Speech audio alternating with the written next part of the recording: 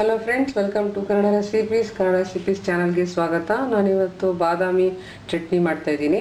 ಬೇಕಾದ ಇಂಗ್ರೀಡಿಯೆಂಟ್ಸ್ ನೋಡ್ಕೊಳ್ಳಿ. 1 ಕಪ್ ಬಾದಾಮಿ ತೊಗೊಂಡಿದ್ದೀನಿ, ಅದು ನೀರನ್ನು ನೆನೆಸಿಟ್ಟಿದ್ದೀನಿ.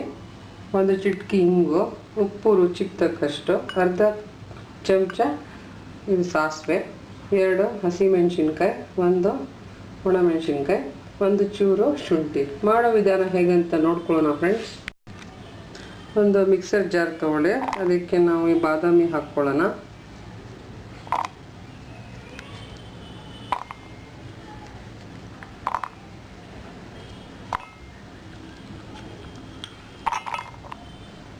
ಇದಕ್ಕೆ ಹಸಿಮೆಣಸಿನ್ಕಾಯಿ, ಶುಂಠಿ, ಒಣಮೆಣಸಿನ್ಕಾಯಿ, ಉಪ್ಪು ಇದು ಹಾಕ್ಕೊಂಡು ರುಬ್ಕೊಳ್ಳೋಣ.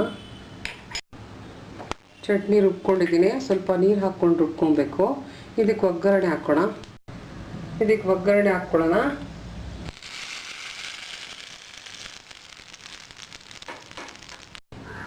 ಬಾದಾಮಿ ಚಟ್ನಿ ರೆಡಿಯಾಗಿದೆ. ನೀವು ಟ್ರೈ ಮಾಡಿ ಫ್ರೆಂಡ್ಸ್, ತುಂಬ ಚೆನ್ನಾಗಿರುತ್ತೆ ಮತ್ತು ಹೆಲ್ದಿ. ವೀಕ್ಷಿಸಿ ಕನ್ನಡ ರೆಸಿಪೀಸ್. Thanks friends.